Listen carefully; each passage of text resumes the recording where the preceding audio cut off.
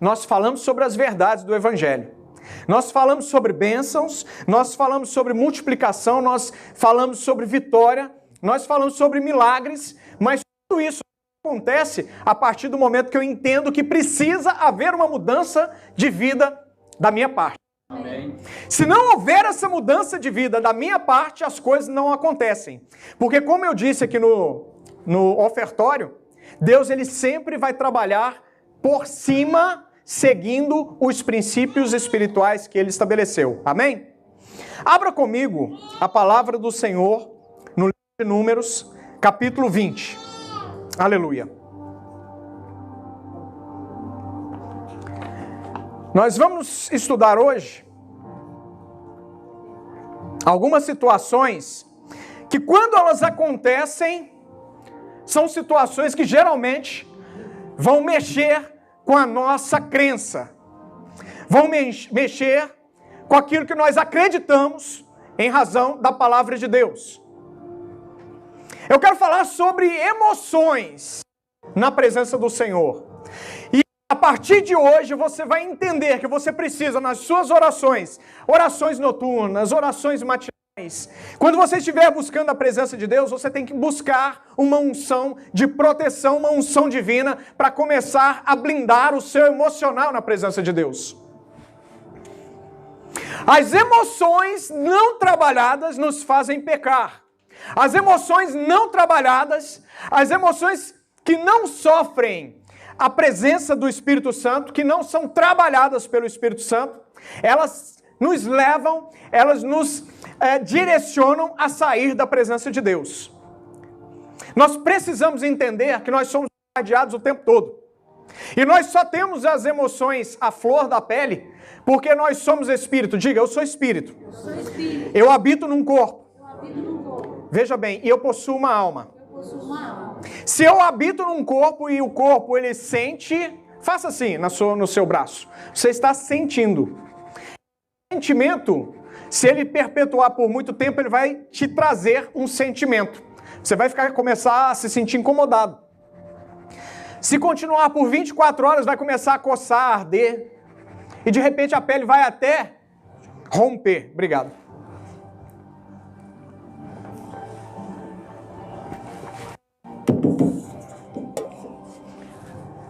As emoções do homem, elas podem ser para abençoar ou para amaldiçoar a ele mesmo. E nós vamos aprender, nós vamos entender isso com a palavra do Senhor. Te convido a ficar de pé, mais uma vez, em reverência à palavra do Senhor, amém?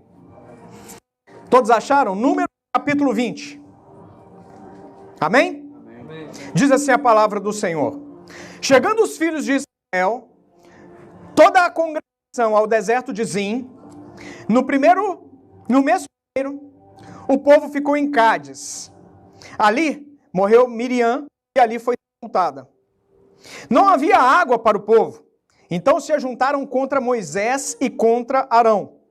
E o povo contendeu com Moisés e disseram: antes tivéssemos perecido, quando espiaram nossos irmãos perante o Senhor.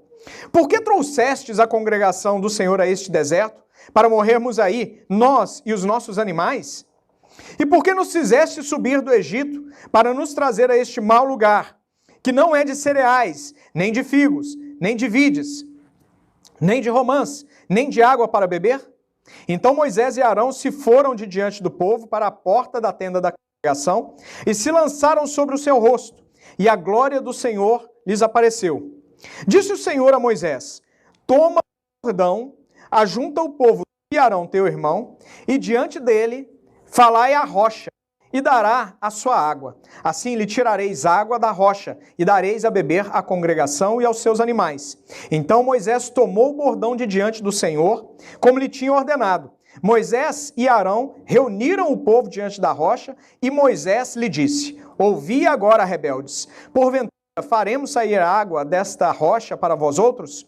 Moisés levantou a mão e feriu a rocha 2 vezes com o seu bordão, e saíram muitas águas, e bebeu a congregação e os seus animais. Mas o Senhor disse a Moisés e a Arão: visto que não crestes em mim para me santificar diante dos filhos de Israel, por isso não fareis entrar este povo na terra que lhe dei. Deixa sua Bíblia aberta, coloque no seu assento, feche seus olhos e vamos orar. Pai, em nome de Jesus, esta é a tua palavra, Pai, que é lida nesse momento.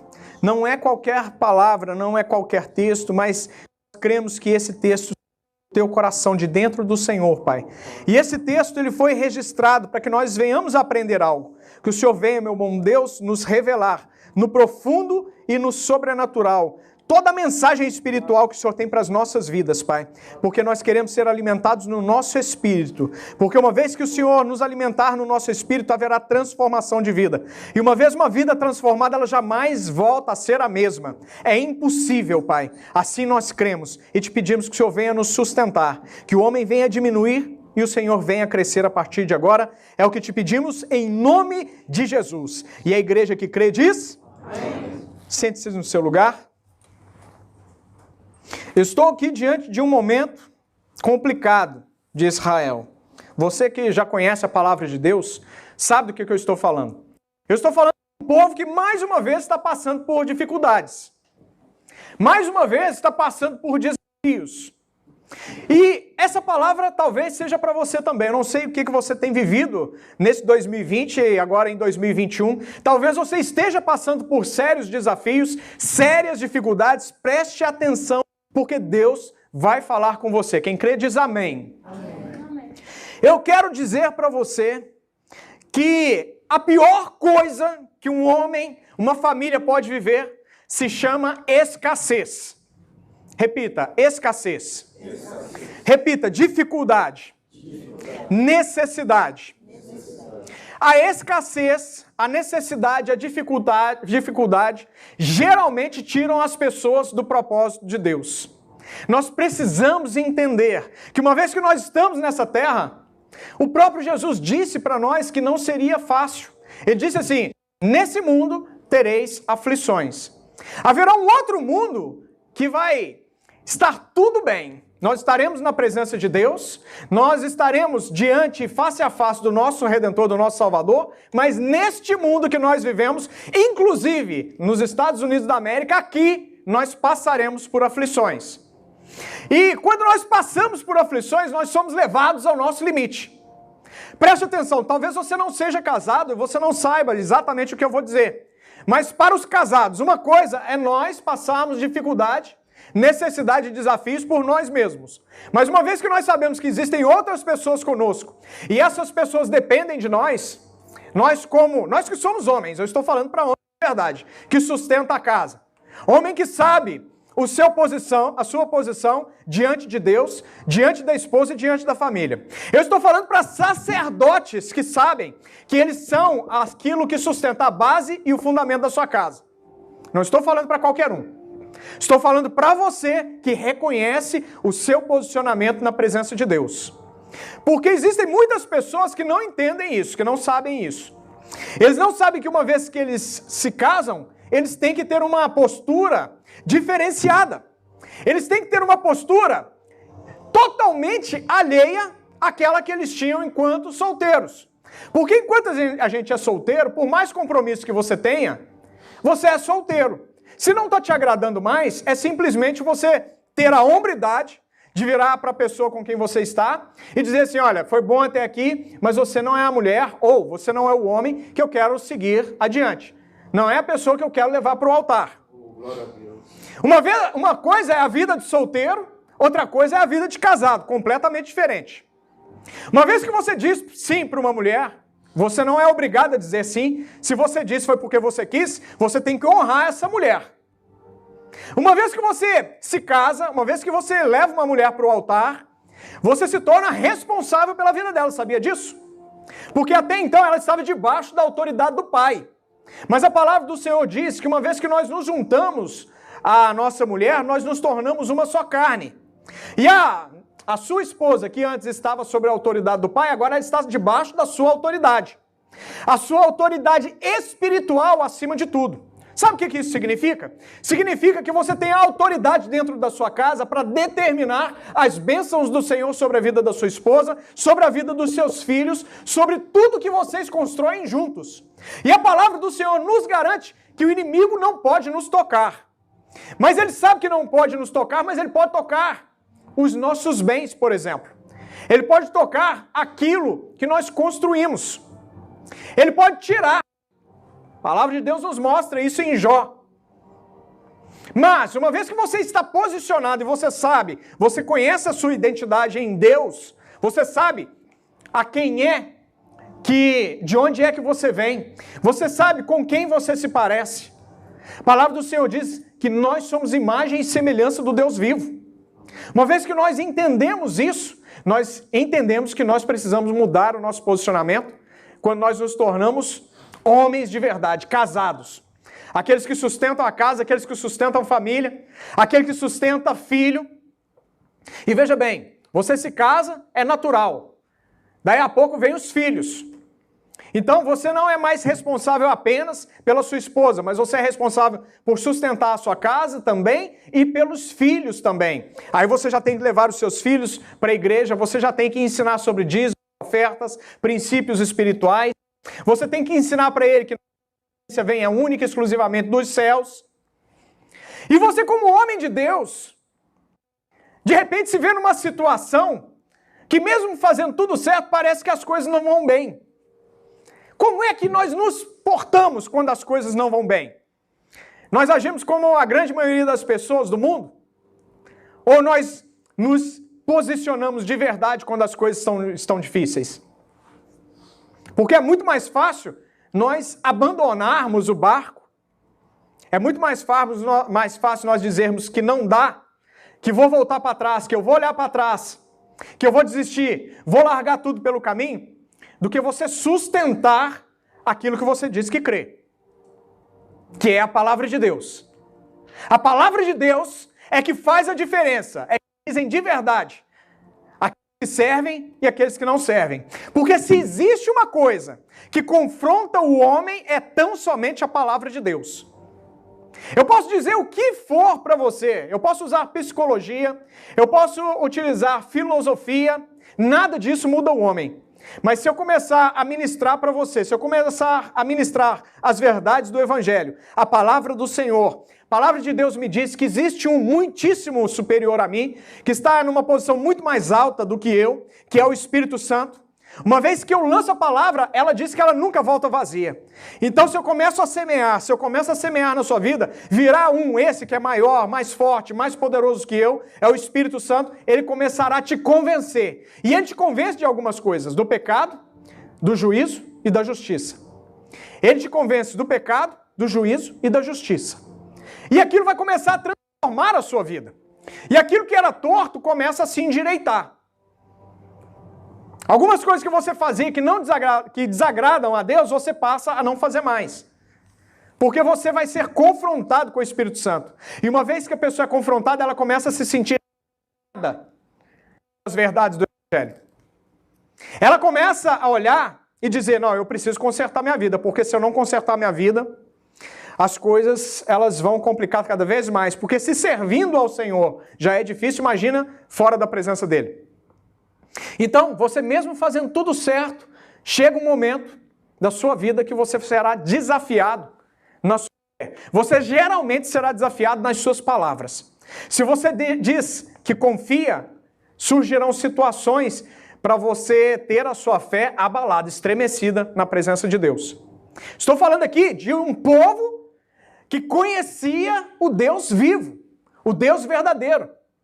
Um povo que professava uma fé genuína, uma fé verdadeira.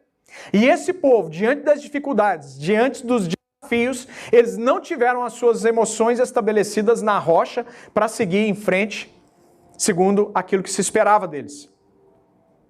A palavra do Senhor diz que esse povo começou a murmurar diante de uma situação que não é a primeira vez que acontece, porque essa mesma situação, ela acontece em Êxodo 17.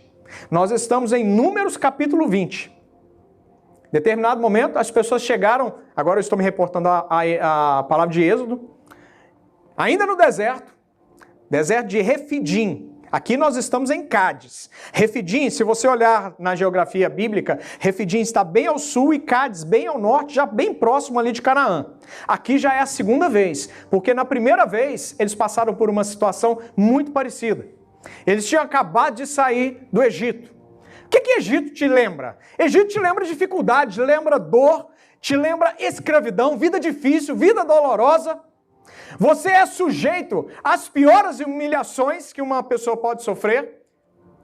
E ainda assim, as pessoas, quando passaram pelo momento difícil, quando faltou água, quando aparentemente, eu vou mudar o meu discurso, quando aparentemente faltou água, quando aparentemente faltou comida, o povo começou a murmurar. Eu estou falando de Êxodo, não estou falando aqui de Números, capítulo 20. E a palavra do Senhor me diz que naquele momento, na primeira vez que eles murmuraram por causa de água, Deus dá uma ordem para Moisés. Deus, depois você, anota aí para você olhar depois. Êxodo capítulo 17, de 1 a 7. Deus fala assim para Moisés, Moisés, faz o seguinte, pega o seu cajado, o mesmo cajado que você utilizou para ferir as águas. Que águas são essas? As águas do rio Nilo. Lembra? Vamos puxar pela memória um pouquinho? Quando Moisés feriu as águas do rio Nilo, o que foi que aconteceu? As águas se tornaram sangue. Deus, nesse momento, ele estava mostrando... Na verdade, Deus me deu uma palavra muito poderosa sobre as 10 pragas do Egito, mas apenas uma pincelada. Em cada uma daquelas 10 pragas, Deus estava desbancando, desmoralizando os deuses do Egito. Vou falar só de um, a deusa da fertilidade, ou deusa da sexualidade. O rio Nilo, juntamente com o Tigre e Eufrates, eles formavam, na região por onde passavam, o que eles chamavam naquela época de fértil crescente. Então o rio Nilo, ele era, por ser o maior deles, era aquele onde a deusa Anux ou Anuket dos egípcios habitava. Segundo, eu estou falando de uma deusa com letra minúscula, ok? Então, segundo os egípcios, ela era a deusa da fertilidade, porque aonde o rio passava, tudo era verdinho em meio ao deserto. Mas aonde o rio Nilo passava, fertilidade. Por quê? Porque eles diziam que a deusa ali habitava. Então todo mundo morava às margens do rio. Deus está mostrando para o povo do Egito que o único e verdadeiro Deus é capaz de anular a deusa da fertilidade. Porque aquele rio que emanava vida, ele passa a emanar morte. Uma vez que Moisés fere com o cajado o rio, imediatamente as águas que eram doces, as águas que naquela época, né, porque hoje também não, porque hoje o rio é muito poluído, mas naquela época o rio era doce e extremamente pura a água. A hora que ele faz isso, peixe não respira em rio de sangue. O que aconteceu? Os peixes começaram, tudo que havia vida morreu. Deus está dizendo para Moisés o seguinte, em Êxodo capítulo 17, usa esse bordão e você vai ferir a rocha, e dela sairá água. E naquele momento, em Êxodo 17, Moisés pega o seu bordão e fere a rocha. Ele bate na rocha, seguindo uma determinação, uma direção de Deus, e a rocha dá muitas águas. E o povo é saciado naquele momento. Se fosse eu e você no lugar daquele povo, o que nós entenderíamos disso? O mesmo Deus que fez uma vez, ele é capaz de fazer quantas vezes? Infinitas. Quantas vezes forem necessárias. Não faríamos assim? Será que faríamos mesmo, hein?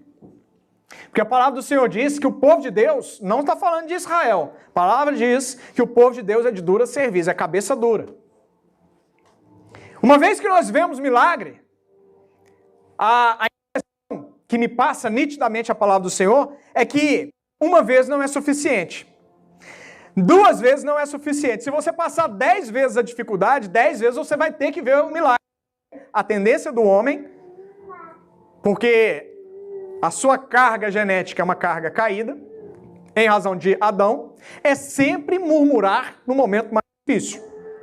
Deus me trouxe aqui essa noite para te lembrar que você tem um Deus poderoso, um Deus fiel, um Deus que quando Ele determina, quando Ele dá a ordem, Ele faz do impossível o possível. Ele muda a ordem das coisas, a ordem física, a ordem química de todas as coisas para fazer com que o milagre aconteça a favor daquele que crê. Ele nunca faz a favor daquele que não crê. Nós precisamos entender que para nós vermos milagres, nós precisamos fortalecer a nossa crença no Senhor. Porque uma vez que nós temos fortalecido a nossa crença, é tudo o que nós precisamos para que Deus possa manifestar o sobrenatural dele na minha e na sua vida. Quem crê diz amém. Profetizar sobre a sua vida que se havia algum resquício de murmuração dentro de você, cai por terra hoje em nome de Jesus. Porque o princípio da murmuração é o princípio que atravanca, que atrapalha, que me trava de ver os milagres do Senhor. Uma vez que eu creio no Senhor, a minha crença não pode ser vacilante. Disse isso, Salmo 125:1. Porque uma fé vacilante não agrada a Deus. Porque uma fé vacilante é a mesma coisa do sujeito que não tem fé. E sem fé é impossível agradar a Deus. Se eu digo que creio, mas as minhas ações, elas são contrárias àquilo que eu manifesto, as minhas palavras são diferentes das minhas ações. Eu falo uma coisa, mas as minhas ações dizem outra. O que é que pesa mais? As minhas palavras ou as minhas ações? As ações. Ações sempre vão pesar mais. Uma vez que eu entendo isso, eu entendo que não é suficiente eu mudar a minha mente. Que eu preciso também mudar as minhas ações diante dos desafios, das dificuldades. Porque quando eu mudo, o milagre acontece. Então, o Senhor me traz aqui essa noite para que você possa fazer uma reflexão, olhando para si mesmo, como se você estivesse diante de um espelho, para buscar em você aquilo que precisa ser alterado para que as suas palavras elas se alinhem com as suas ações. Ou, melhor, as suas ações comecem a se alinhar com as suas palavras. Porque se você falar uma coisa e fizer diferente daquilo que você fala, você está desafiando a Deus. Você está tentando a Deus. Porque você acredita, mas você no fundo não acredita. Então nós precisamos mudar as nossas atitudes para que nós possamos ter resultados diferentes. A escassez, a necessidade do homem é responsável pelos maiores problemas, maiores turbulências que nós podemos viver. Está em volta disso. Se você observar os maiores problemas, por exemplo, a fome no mundo. A fome, ela só existe porque há uma escassez. Ou há uma escassez de recurso, dinheiro, ou há uma escassez de alimento. Deus não trabalha na escassez. O povo estava passando por uma situação de escassez. Só que o povo esqueceu que o milagre já havia sido feito anteriormente. Era simplesmente clamar ao Senhor e aguardar. E ele assim agiria. Como de fato fez, só que com um pequeno detalhe. Aqui a palavra do Senhor diz o quê? Que lá no verso 8, disse o Senhor, verso 7, disse o Senhor a Moisés, toma o bordão, ajunta o povo, tu e Arão, teu irmão, e diante dele falai a rocha, e dará a sua água. Lá no verso 11, diz assim, Moisés levantou a mão e feriu a rocha 2 vezes com o seu bordão, e saíram muitas águas, e bebeu a congregação e os seus animais. Glória a Deus. Glória a Deus, mas tem um problema aí. Qual foi o comando que Deus deu? Olha lá de novo, no verso 8. Mandou falar com a rocha. E o que Moisés fez? Feriu a rocha. Existe diferença ou não? Por quê? Aí, olha só que situação. Agora se coloca na posição de Moisés. Porque na primeira vez, em Êxodo, está escrito que Deus mandou ferir a rocha. E nesse momento, Moisés, pela pressão das pessoas ali, Deus dá um comando e ele faz outra coisa. Fala a rocha. E ele bate na rocha 2 vezes. O que você faria no lugar de Moisés? O povo te pressionando. Você tem que viver a história, porque quando você passar por uma situação parecida com essa, você já tem que estar preparado. A palavra do Senhor, ela nos prepara antes do acontecimento. Esse momento de recarga de bateria é justamente para a gente aprender, para no momento, na hora D, no dia D, nós vivermos o certo de Deus e não o errado. Porque a palavra do Senhor disse assim, fala a rocha. Sabe por quê? Porque na primeira vez, em primeiro lugar, Moisés, ele usou o seu próprio bastão, o seu próprio bordão, o seu próprio cajado. O cajado de Moisés significava juízo para o Egito. Então, naquele momento, Deus estava falando, fere o rio, fere a rocha. A rocha é a pessoa de Jesus Cristo. Jesus Cristo é o Cordeiro, só necessitou uma vez ele ser ferido pelos nossos pecados. Por isso que na primeira vez que Deus fala para Moisés, ele fala, em juízo, fere a rocha. Porque é necessário que a rocha, que é a pessoa de Jesus Cristo, ela venha e seja ferida e venha a sofrer tudo que ele precisou de sofrer para que nós não precisássemos sofrer. Agora, na segunda vez, ele está falando, não é do bordão de Moisés, mas ele está falando do bordão de Arão. Bordão de Arão já é o segundo bordão, que significa esse segundo momento que nós vivemos, a graça do nosso Senhor Jesus Cristo. Agora não tem mais cordeiro para ser ferido. Não há mais sacrifício a ser oferecido. O sacrifício ele é único e suficiente na pessoa de Jesus Cristo na cruz do Calvário. Agora nós estamos falando de um bordão de graça. Pela graça é necessário apenas que se dê o comando. Olha que situação. Moisés, verso 10. Moisés e Arão reuniram o povo diante da rocha e ouvi agora, rebeldes, porventura faremos sair água desta rocha para vós outros? Moisés levantou a mão e feriu a rocha 2 vezes com o seu bordão. Sabe por que ele fez isso? Sabe por que ele chamou o povo de rebelde? Porque ele estava com as suas emoções à flor da pele. Ele estava ferido na sua alma e ele não conseguiu se conter. A palavra do Senhor diz em Gálatas que nós devemos ter o fruto do Espírito, porque uma vez que nós temos o fruto do Espírito, nós conseguimos controlar as nossas emoções diante dos desafios. Aqui que está o segredo. É aqui que está a revelação. A única coisa que vai garantir você ter o controle, a paz de espírito diante dos desafios, é quando você entender que você precisa buscar o fruto do Espírito para a sua vida. Porque o fruto de Espírito, ele tem longanimidade, por exemplo. É você ter paciência, coisa que Moisés não teve. Se nós não aprendermos a longanimidade, se nós não desenvolvermos isso, se nós não buscarmos isso, corre o risco de quando nós formos desafiados, seja pelo inimigo, seja pelas questões naturais, seja até pelas questões sobrenaturais, nós venhamos a praticar aquilo que Moisés praticou também, aquilo que ele fez. E se Moisés errou, nós podemos errar também. Quando nós nos colocamos ou passamos por situações de desafio, de necessidade, situações onde nós somos pressionados, nós paramos de raciocinar. Moisés, ele parou de raciocinar. Ele não prestou atenção nos detalhes. E quando nós não prestamos atenção nos detalhes, nós até podemos ver o milagre. Mas nós não vamos desfrutar desse milagre por muito tempo. O milagre é só para aquele momento. A palavra do Senhor diz lá no verso 12. Disse o Senhor a Moisés e a Arão, vi que não crestes em mim. Que eu li esse texto, eu não entendi. Como assim, Senhor? Me revela. Como que eles não creram em você? Por que eles não santificaram o teu nome diante dos filhos de Israel, como está no texto? Por isso não fareis entrar este povo na terra que lhe dei. Olha como é séria a situação. Aparentemente, para quem lê a primeira vez, mas ele fez tudo certo. Não. O comando é, fala a rocha. E o que Moisés fez? Ele feriu. O que Moisés fez aqui? Foi um ato de quê? De desobediência ou obediência? Desobediência. Mas aonde que está o pecado de Moisés? É na desobediência? Será que é desobediência mesmo? Não.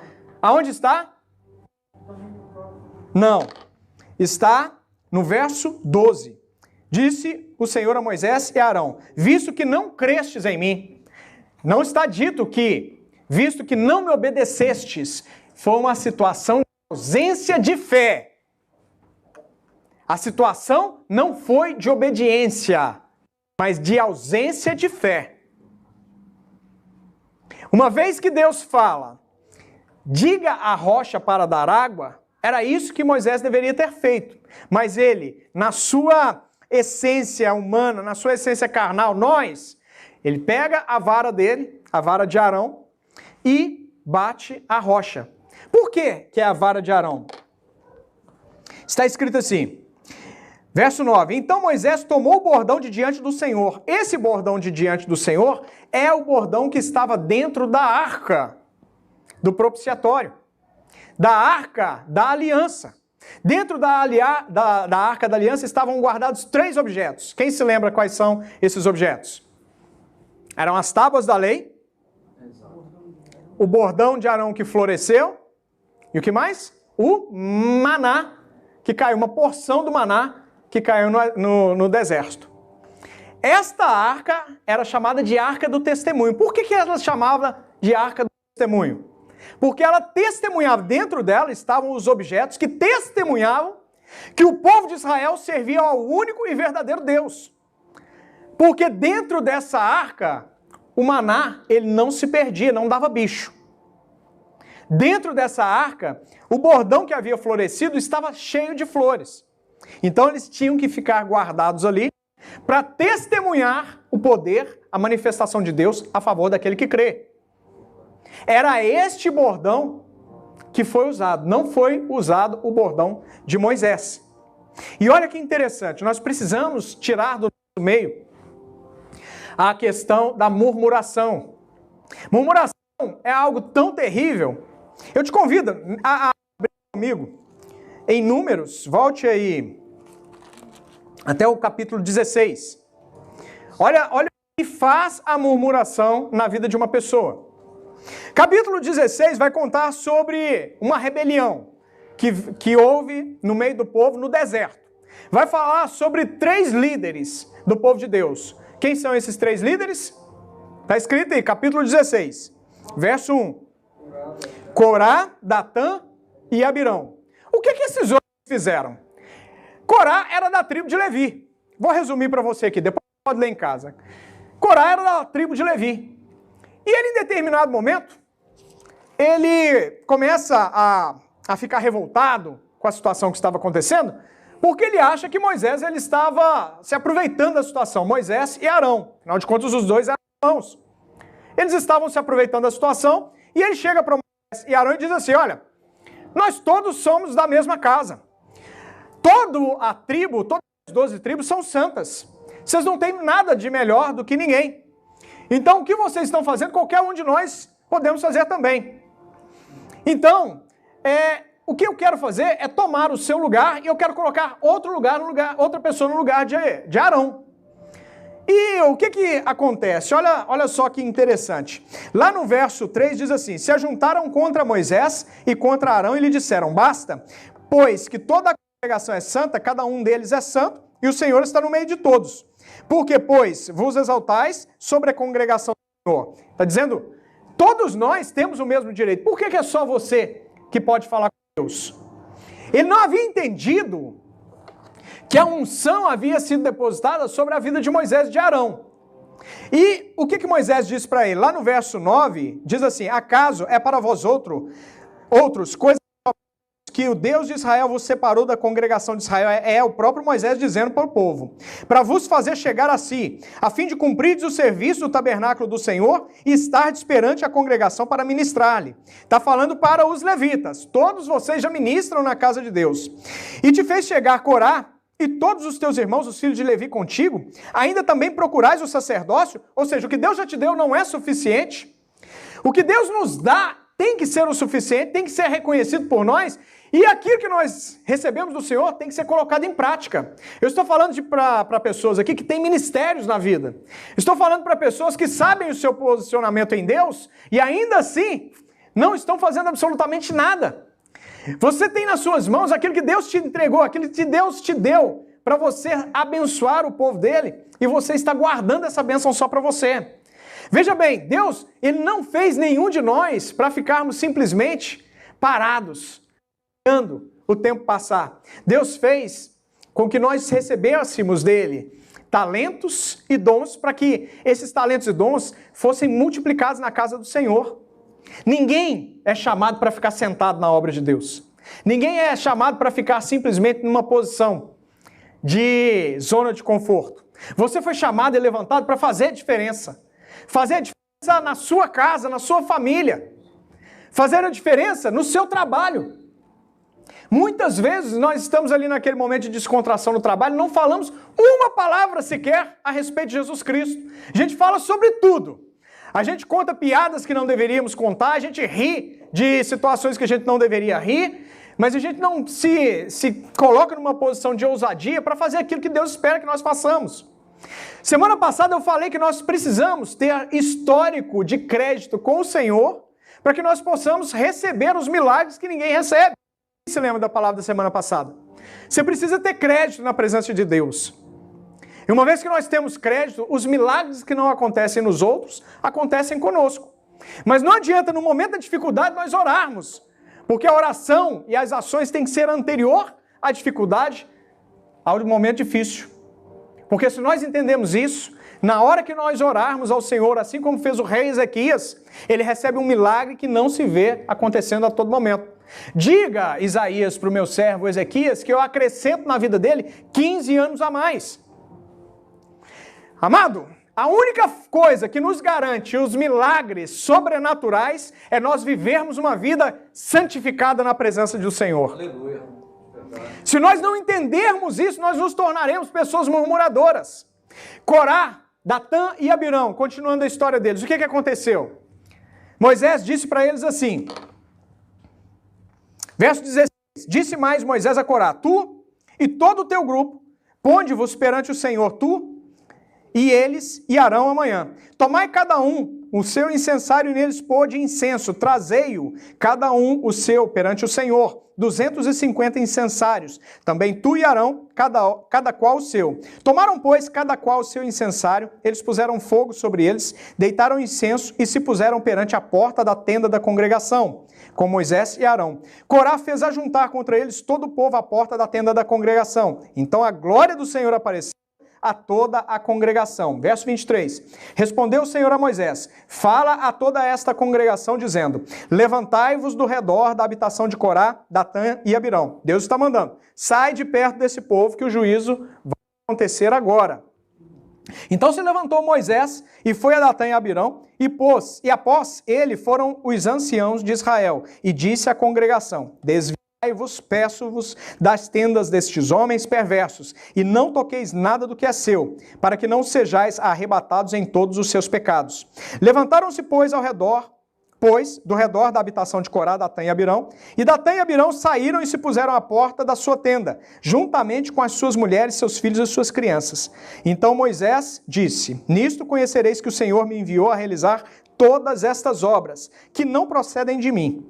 Se morrerem estes, como todos os homens morrem, e se forem vistos por qualquer castigo, como se dá com todos os homens, então não sou enviado do Senhor. Mas se o Senhor criar alguma coisa inaudita, e a terra abrir sua boca, olha como é forte a palavra do profeta.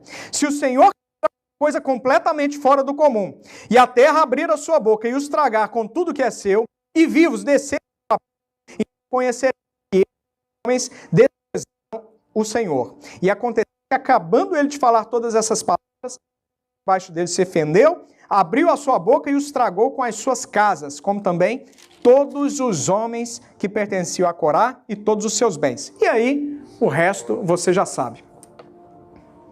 Nós precisamos nos posicionar. Porque uma vez que nós nos posicionamos, Deus age dessa forma. Sabe o que Deus vai fazer com as pessoas que se levantarem contra a sua vida?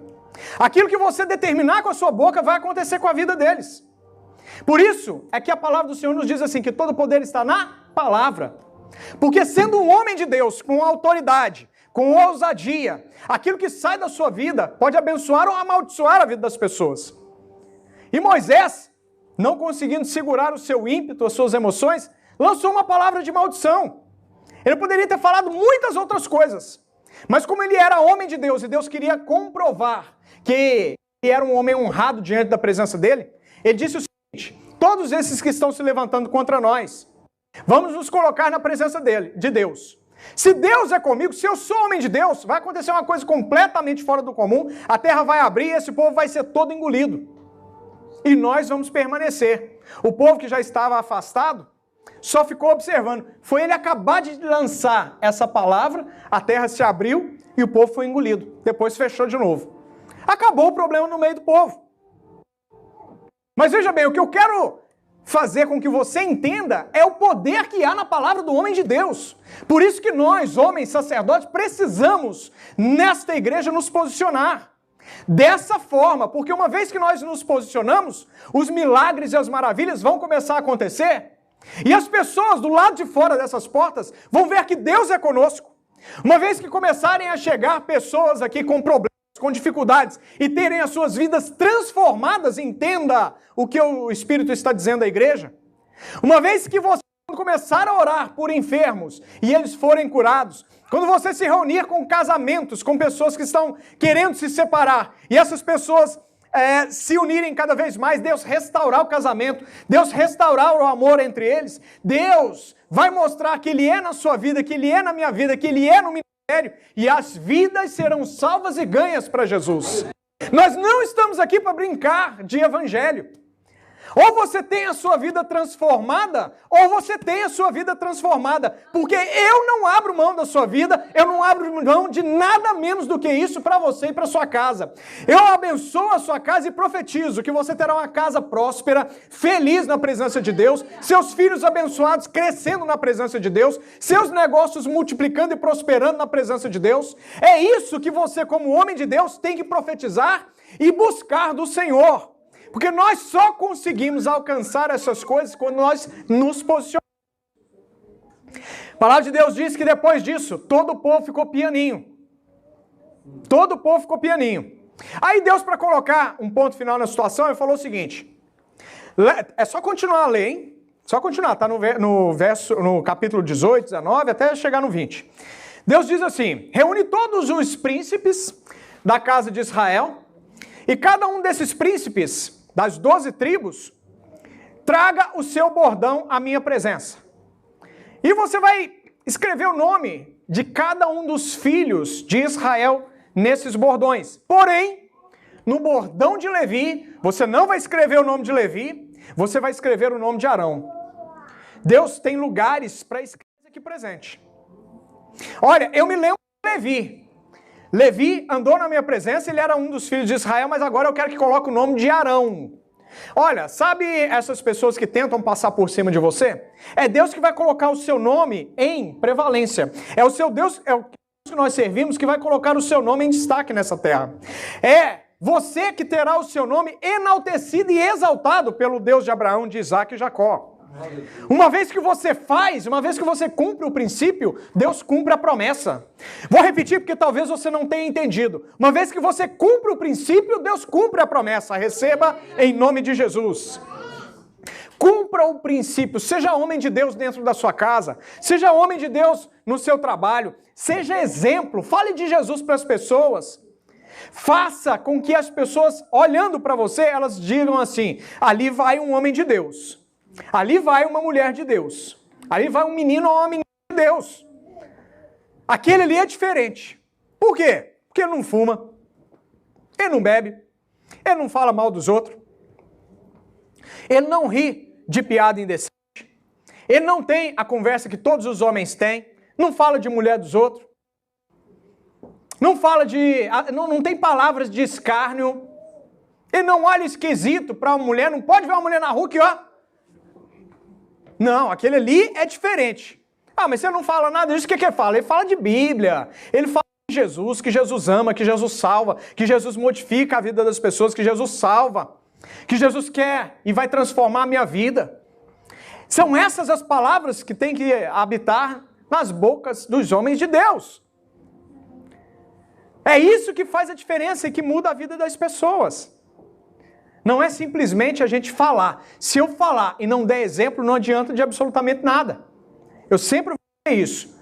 As palavras podem até convencer, mas o exemplo é quem arrasta multidões. Quem recebe, amém. Em nome de Jesus. Te convido a se colocar de pé. E o que acontece depois disso? Deus fala com o povo. Aquele que eu escolher como sumo sacerdote, a vara dele florescerá. coloca diante da arca do testemunho por uma noite, e amanhã de manhã vem para colher o resultado. A palavra do Senhor diz que Moisés assim fez. Ele colocou todos os bordões diante da arca do testemunho, e apenas uma vara floresceu. E, com detalhe, não apenas floresceu, mas deu flores e frutos.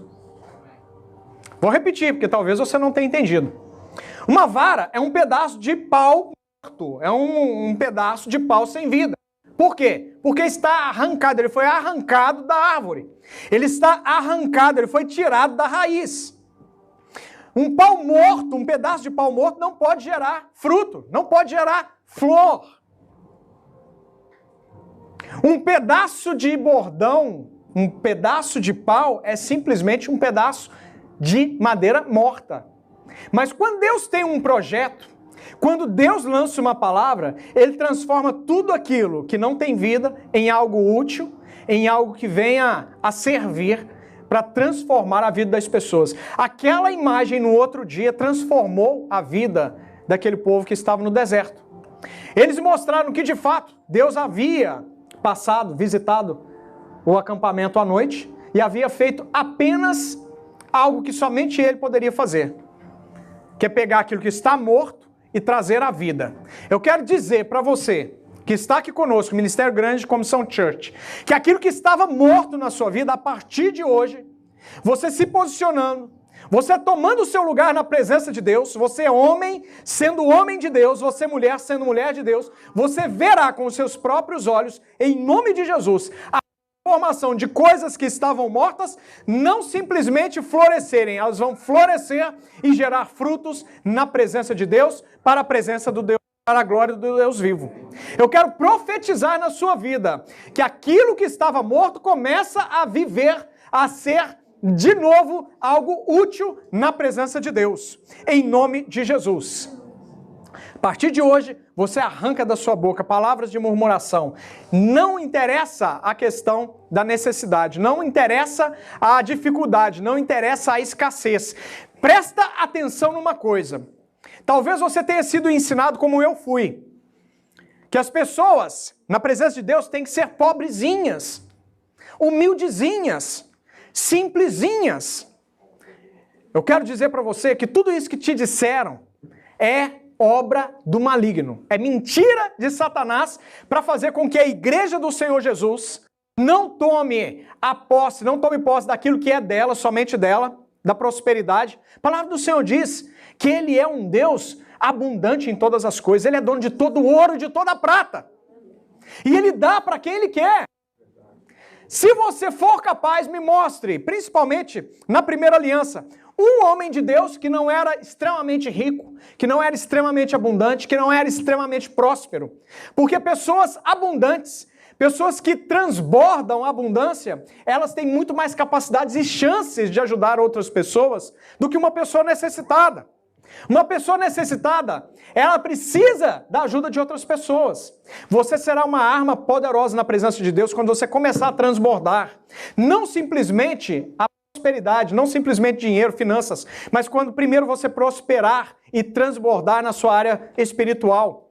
Quando as pessoas chegarem perto de você e simplesmente ao chegarem perto de você, elas vão sentir algo diferente. Elas vão virar para você e vão dizer assim: olha, você é cristão, né? Estou sentindo algo diferente. Elas já vão dizer, você é cristão, não é? Elas estão buscando simplesmente uma concordância. A partir do momento que as pessoas, ao chegarem perto de nós, elas sentirem a presença do Espírito Santo, o que você acha que vai acontecer na sua vida? Quando você olhar para as pessoas e as pessoas começarem a manifestar a glória de Deus na vida delas. Você orar por um enfermo e 2, 3 dias depois ele estar aqui na igreja dando testemunho da grandeza, do poder, da manifestação do sobrenatural, das maravilhas do Senhor. Repita, escassez vem do diabo. Necessidade vem do diabo. Abundância vem de Deus. As bênçãos vêm de Deus. Milagres vêm de Deus. O nosso Deus é um Deus de milagres. O nosso Deus é um Deus de abundância. O nosso Deus é um Deus que multiplica. Ele faz do pouco virar muito e abençoar várias vidas, várias famílias. Exemplo, 5 pães e 2 peixinhos. O que isso te lembra? Isso me lembra uma população de mais de 15 mil pessoas sendo abençoadas. É esse o nosso Deus, é esse a quem servimos. Uma vez que nós cessamos a murmuração da nossa boca, Deus faz e vai muito além daquilo que nós podemos imaginar para as nossas vidas. Uma vez que você entende isso, você vai começar a transbordar. E aquilo que transborda esparrama na vida de outras pessoas. Se Deus transbordar o óleo sobre a minha vida, vai começar a atingir todos de vocês. A casa de vocês, as esposas de vocês, os maridos de vocês, os filhos de vocês, os colegas de trabalho de vocês. Não aceite a escassez na presença de Deus. Não é isso que Deus tem para sua casa. Não é isso que Deus tem para sua vida. Deus tem uma vida de abundâncias e de bênçãos na presença de Deus. Amém? Uma salva de palmas para Jesus.